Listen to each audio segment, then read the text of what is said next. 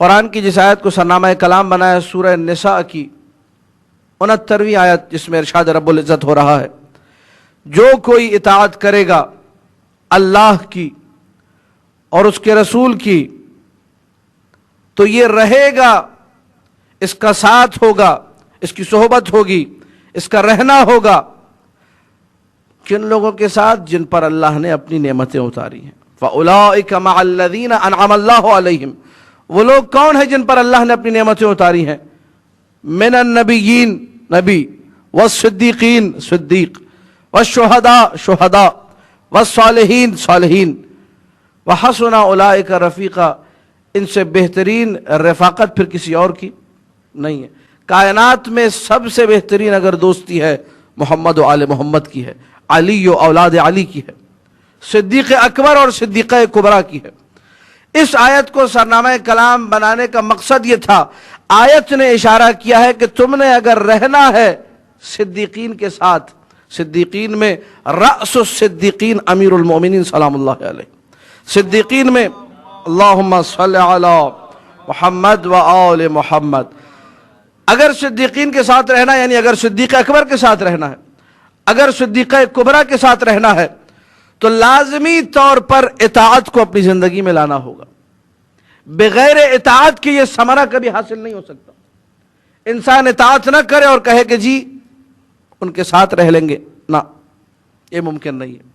اسی لیے کہا مَن یُطِعِ اللَّهَ وَالرَّسُولَ، اور کوئی یہ نہ سوچے کہ یہ کیا بات ہوگی ان کے ساتھ نہیں، ہم تو ہیں، نہیں میں یہ بات نہیں کر رہا ہوں، میں کچھ اور بات کر رہا ہوں۔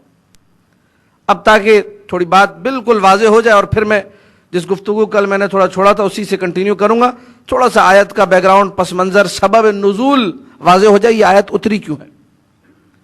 دیکھیے قرآن، یہ تفسیر کا ایک اہم نقطہ آپ کی خدمت میں عرض کر رہا ہوں، ویسے تو پورا ہی قرآن اس کا شان نزول کیا ہے؟ ہدی للمتقین، قرآن کتاب ہدایت ہے۔ جی قرآن کو کیوں نازل کیا گیا؟ ہدایت کے لیے۔ قرآن کیوں اتارا گیا؟ ہدایت کے لیے۔ تو قرآن من حیث المجموع 6666 آیتیں، 30 پارے پورے کے پورے کس لیے آئے ہیں؟ ہدایت کے لیے آئے۔ لیکن بعض آیات کے پس منظر میں، بیک گراؤنڈ میں کچھ نہ کچھ قصہ ہے، کہانی ہے، وہ کہانی ہوئی، اس کے بعد کوئی آیت اتری، اس کہانی کو، اس قصے کو، اس بات کو کہا جاتا ہے سبب نزول۔ جی یہ آیت کیوں اتری؟ آیت ایسا ایسا ہوا تھا، فلانا جنگ مولا علی نے جیتی تو سورہ عادیات مثلا اتر آیا، فلانا واقعہ ہوا تو فلانا سورہ نازل ہو گیا، فلانا واقعہ ہوا تو آیہ بلغ نازل ہوئی، فلانا واقعہ ہوا اصحاب کسا والا تو آیہ تطہیر نازل ہوئی، مولا علی نے رکوع میں زکوٰۃ دے دی تو یہ ہوا آیہ ولایت نازل ہوئی، وغیرہ وغیرہ۔ اس کو سبب نزول کہا جاتا ہے۔ سوال، یہ آیت کیوں اتری سورہ نساء کی 69ویں آیت؟ کیا یہ صرف ہدایت ہی کے لیے اتری ہے یا اس کے پس منظر میں، بیک گراؤنڈ میں کچھ ہے؟ مفسرین نے لکھا کہ رسول اللہ کا ایک غلام تھا جس کا نام تھا ثوبان۔ کیا نام تھا؟ ثوبان۔ یمن سے اسیر ہو کر آیا تھا، اس کو اسیر کیا گیا، گرفتار کیا گیا، رسول نے اس کو خریدا، اپنی غلامی میں لیا، پھر رسول نے اس کو آزاد کر دیا۔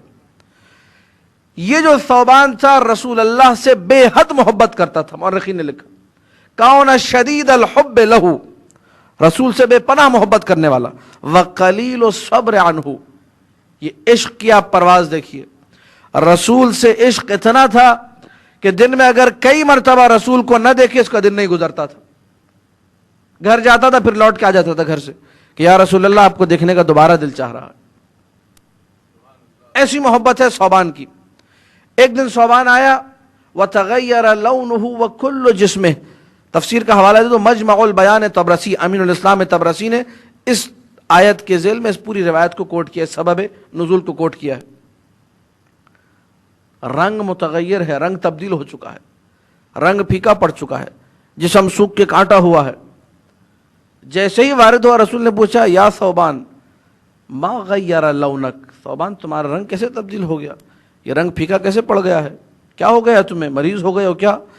کہنے لگا یا رسول اللہ ما بی مرض ولا وجع، نہ کوئی مرض ہے نہ کوئی درد، کچھ نہیں ہے، ولیکن حینما ما رأیتک، جب میں نے آپ کو نہیں دیکھا، آپ کی زیارت نہیں کی تو یہ میری حالت ہو گئی۔ فالقاک، جب آپ کی زیارت کرتا ہوں پھر حالت کچھ بہتر ہوتی ہے، ولیکن اخاف، لیکن مجھے ڈر لگتا ہے۔ نقطہ یہاں پر ہے، غور کیجئے گا۔ لیکن مجھے ڈر لگتا ہے یا رسول اللہ، کل کو قیامت کے دن جب سب جنت میں جائیں گے تو آپ تو انبیاء کے ساتھ ہوں گے.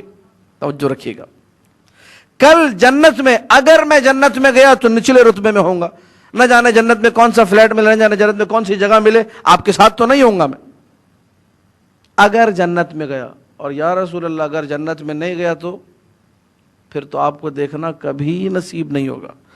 جب ثوبان نے یہ جملے ادا کیے یہ آیت اتری، من یطع اللہ والرسول، جو اللہ کی اطاعت کرے گا، رسول کی اطاعت کرے گا، فَأُولَئِكَ مَعَ الَّذِينَ أَنْعَمَ اللَّهُ عَلَيْهِمْ، یہ ان لوگوں کے ساتھ رہے گا جن پر اللہ نے نعمتیں اتاری، نبی، صدیقین، شہداء، صالحین، ان کے ساتھ رہے گا، اطاعت کرے. آج میں اور آپ ان 7 مجالس کو سننے آئے ہیں، صدیق اکبر اور صدیقہ کبریٰ سلام اللہ علیہما کی معرفت کو اپنے دلوں میں بلند کرنے آئے ہیں. اگر انہی کی اطاعت نہ کریں تو وہی والی بات ہو جائے گی ثوبان والی، یا رسول اللہ نچلے درجے میں ہوں گا میں. رسول نے معیار دے دیا، ہمارے ساتھ جنت میں آنا ہے، ہمارے مرتبے میں آنا ہے، ہماری زیارت وہاں بھی کرنی ہے. طریقہ یہ ہے کہ آل محمد کے مطیع بن جاؤ. من اطاع علیا فقد اطاع اللہ، جس نے علی کی اطاعت کی اس نے اللہ کی اطاعت کی. زیارتوں پر غور کریں، صدیق اکبر سلام اللہ علیہ کو سمجھیں. جب آپ جاتے ہیں نا نجف اور زیارت دوریہ پڑھتے ہیں، جو زیارت وہاں رکھی ہوئی ہے نجف اشرف میں، وہاں ایک جملہ ہے، السلام علیک یا میزان الاعمال، سلام ہو تجھ پر اے اعمال کے ترازو. کائنات کا کوئی بھی عمل لے کر آ جائیے، اگر صدیق اکبر اسے پاس کریں تو پاس ہے، ورنہ وہ عمل کسی کام کا نہیں ہے. بقول معصوم سلام اللہ علیہ، جہنم میں تو لے جا سکتا ہے اور کسی کام کا نہیں ہے. لیکن یہ کہ ان روایات کو جب پیش کیا جاتا ہے، کوئی یہ مطلب نہ نکالے کہ اچھا جی میں مولا سے محبت کرتا ہوں اب تو چھٹی ہو گئی ہماری، ہم نے نہ نماز پڑھنی ہے نہ روزہ رکھنا. لا لا لا لا لا.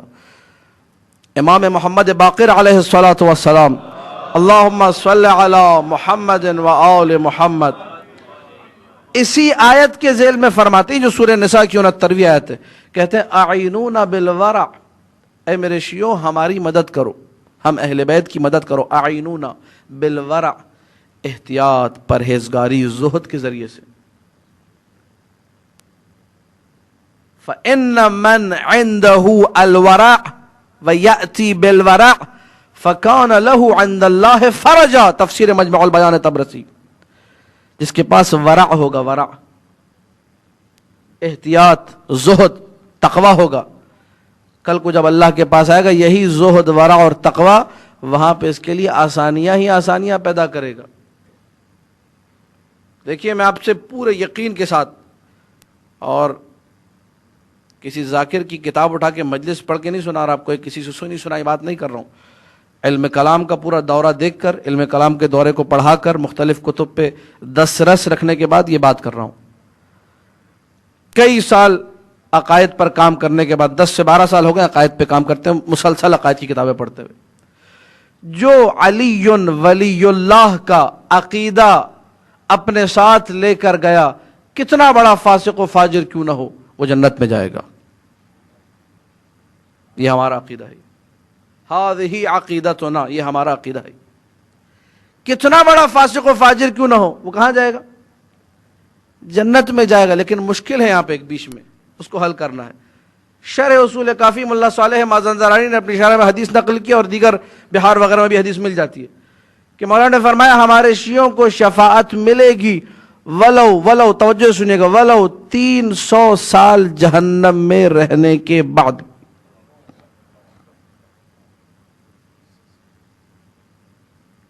300 سال. اب تعبیر روایت خطرناک ہے. تعبیر روایت یہ ہے اگرچہ وہ وہاں پر کوئلہ بن چکا ہو، جل جل کے، پھر بھی ہم اسے لے کر آئیں گے جنت میں،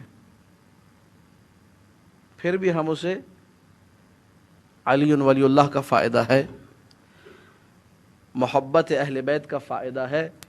لیکن مسئلہ سارا یہ ہے، نقطہ یہاں پر ہے جس کے پاس اتنی قیمتی چیز موجود ہے اس کو تو اعلی علیین میں ہونا چاہیے، اس کو تو مقامات عالیہ پر ہونا چاہیے، اس کو تو صاحب کرامات ہونا چاہیے، اس کو تو صاحب مشاہدہ اور صاحب ذوق ہونا چاہیے، وہ کدھر جہنم میں جا رہا ہے؟ اہل بیت کے چاہنے والوں کی یہ سوچ نہیں ہوتی۔ وہ جو شاعر نے کہا تھا اور لوگ بڑے شوق سے شعر پڑھتے ہیں، وہ ایندھن بنا دے مجھ کو۔ ایندھن کیوں بنا دے بابا؟ کیوں؟ ایندھن اور لوگ بنے، وہی جلیں وہی جلائیں، ہم کیوں بنے بھائی؟ عجیب ہے، عجیب۔ یہ میں اس شعر پہ نقض پیش کر رہا ہوں، لیکن نقض یہ ایسا نہیں کہ جذبات نے کچھ کہہ دیا، نہیں۔ ائمہ کے پاس روایات موجود ہیں معتبر کتابوں کے اندر۔ آیت اللہ سید احمدی میانی جی نے اس کو اپنی کتاب ظلامت الزہرا میں بھی کوٹ کیا اس روایت کو، کہ وہ لکڑیاں جو لائے تھے یہ لوگ بدبخت بی بی کے دروازے پر، اور جو جلی اور آگ بھڑکی در زہرا پر، معصوم فرماتے ہم نے وہ سارے کوئلے، وہ ساری لکڑیاں ہم نے سنبھال کے رکھی ہوئی ہیں، اور جو لے کر آئے تھے ان کو اسی سے جلائیں گے ہم۔ انہی کا لایا ہوا ایندھن، ہمارا شیعہ کیوں ایندھن بن رہا بھائی؟ کس چکر میں؟ ایندھن بنا دے مجھ کو، کیوں؟ تم کہو کہ مجھے نظارہ کرنے والا بنا دے، میں جنت سے ان کو جلتا ہوا دیکھوں، ایسا بنا دے مجھے، جنت میں میرا مقام وہ ہو، پل صراط سے دیکھ لوں، میں ادھر سے دیکھ لوں، خوش ہوں ان کو جلتا ہوا دیکھ کر، نہیں کہ میں خود جو ہے جل رہا ہوں۔ اب شاعری ہے، بہرحال اس نے کس لہجے میں کہا ہوگا، کیا کچھ کر کے کہا ہوگا، ہمیں نہیں معلوم۔ بہرحال انسان جب اس مرحلے پر آتا دیکھتا ہے معصوم اتنا کریم، صدیق اکبر کا کرم اتنا ہے سلام اللہ علیہ کہ وہ کہہ رہا ہے کہ 300 سال میں بچاؤں گا، اب میری اور آپ کی بینی و بین اللہ کیا ذمہ داری ہونی چاہیے؟ کیا ہمیں بالکل دور ہونا چاہیے؟ معصوم کہہ رہے ہیں ہماری کمک کرو، ہماری مدد کرو ورع کے ذریعے سے، میں دور ہٹ جاؤں، مجھے عقائد کی کوئی فکر نہیں، صرف دنیا، صرف بزنس، صرف کاروبار۔ معصوم کا ارشاد حب الدنیا رأس کل خطیئۃ۔ آج بھی آپ دیکھیے، ہمیں اتفاق ہوتا ہے جانے کا دنیا بھر میں مجلس پڑھنے کا، تو جتنی تعداد ہوتی ہے ماشاءاللہ اس میں آنے والے بہت کم لوگ ہوتے ہیں، آدھے لوگ آتے ہیں، آدھے سے کم آتے ہیں مجلس سننے کے لیے۔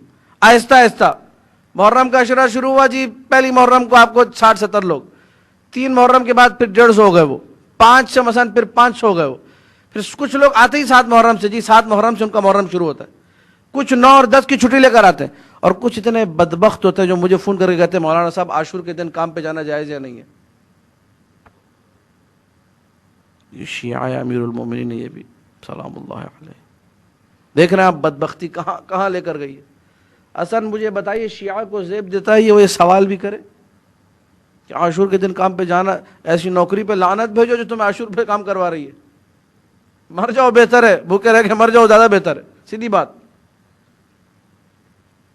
عاشور کے دن یزیدیوں کا کام تھا پیسے جمع کرنا، ذخیرہ اندوزی کرنا، مال کمانا، کیسا سوال ہے یہ؟ حسینی امیر المومنین کا چاہنے والا سے سوال کر رہا ہے۔ حب الدنیا رأس کل خطیئۃ۔ اگر امیر المومنین کی محبت کو دل میں اجاگر کرنا ہے، صدیق اکبر کو سمجھنا ہے، عقائد پہ کام کرنا ہے، آئیے ان مجالس میں آئیے، علماء سے کہیے، ذاکرین سے کہیے کہ ہمیں یہ مطالب بتائے جائیں، ہمارے ذہن میں شبہات ان کو دور کیا جائے۔ واحد طریقہ یہ ہے کہ امیر المومنین کا ذکر اس منبر سے ہو، فاطمہ زہرا سلام اللہ علیہا کا ذکر اس منبر سے ہو۔ ساری کائنات صدیق اکبر اور صدیقہ کبریٰ سلام اللہ علیہا کے طفیل میں رزق پا رہی ہے، جس کو جو مل رہا ہے انہی کے در سے مل رہا ہے، انہی کی وجہ سے مل رہا ہے۔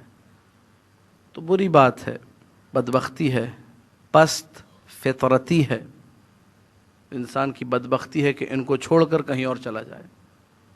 دنیا چاہیے ان کے در سے، آخرت چاہیے ان کے در سے۔ اپنے عمل کو اتنا اچھا بنائیں کہ عشق علی سینے میں پرواز کرنے لگے۔ کل کو قیامت میں اس پہ راضی نہ ہو کہ جی جنت کے کسی کونے میں ہمیں جو ہے نا ایک یہ جس طرح مسقط میں کوئی فلیٹ ملا ہوا تو جنت میں بھی کوئی ایسے ہی فلیٹ مل جائے ہمیں، اگر یہ مان لیا تو بری بات ہے، مومن کے لیے بری بات ہے۔ نہ نہ نہ نہ، مجھے وہاں ایسا مقام چاہیے جہاں میں مسلسل اپنے مولا کی زیارت کرتا رہوں، مجھے وہاں ایسی جگہ چاہیے جہاں بار بار بی بی سلام اللہ علیہا کی زیارت نصیب ہوتی رہے۔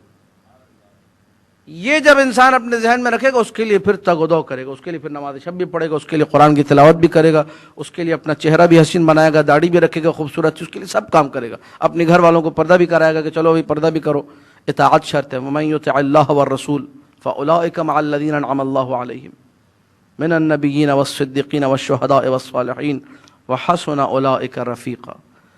جو اس کام کو انجام نہیں دیتا اس کو کوئی خبر نہیں ہے کہ صدیق اکبر سلام اللہ علیہ اور صدیقہ کبریٰ کس مقصد کے لیے روئے زمین پر آئے تھے۔ ساری ہدایتیں، ساری عظمتیں، ساری نعمتیں موقوف ہیں، منوط ہیں، رکی ہوئی ہیں، ٹکی ہوئی ہیں، ٹھہری ہوئی ہیں ان دونوں کے اذن پر، ان دونوں کے مرہون منت ہیں۔